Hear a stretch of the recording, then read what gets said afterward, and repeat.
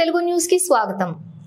భవన నిర్మాణ కార్మికుల వెల్ఫేర్ బోర్డు నిధులను ఎల్ఐసికి కావాలన్న ప్రభుత్వ నిర్ణయాన్ని వెంటనే వెనక్కి తీసుకోవాల్సిందిగా బిల్డింగ్ వర్కర్స్ యూనియన్ సిఐటియు జిల్లా ప్రధాన కార్యదర్శి ముదాం శ్రీనివాసరావు డిమాండ్ చేశారు।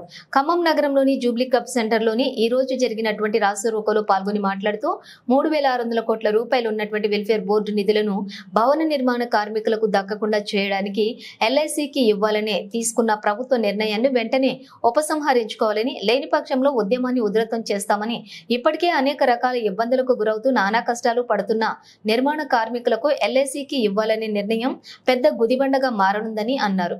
లేబర్ ఆఫీస్ ద్వారా ఇస్తున్నటువంటి నిధులు కార్మికులకు అందకుండా పైరవీకారులు అనేక ఇబ్బందులకు గురి చేస్తున్నారని అన్నారు। ప్రభుత్వం తీసుకునే నిర్ణయం నిర్మాణ కార్మికులకు శాపంగా మారనుంది।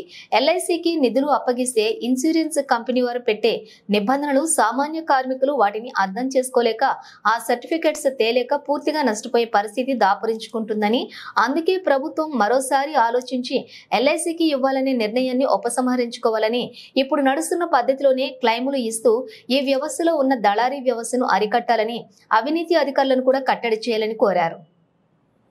ఈ కార్యక్రమంలోని జిల్లా అధ్యక్షులు డోనోజు లక్ష్మయ్య, అమరబోయిన లింగయ్య, ఎర్ర మల్లికార్జున్, టివి రమణ, మేడికొండ నాగేశ్వరరావు, బెల్లంకొండ లింగయ్య, పోతం సీతారాములు, పోతం విశ్వనాథం, దోమల నాగరాజు, కొట్టే చిన్నగోడ రాంబ్రహ్మం గౌడు, మార్బల్ సంఘం అధ్యక్షులు రెంటపల్లి మోతిరయ్య, నాగుల్ మీరా, మౌలానా, సైదులు, బానిస వెంకటేశ్వర్లు, బండి పుల్లయ్య, బండి శ్రీనివాసరావు, జానిమియా తదితరులు పాల్గొన్నారు।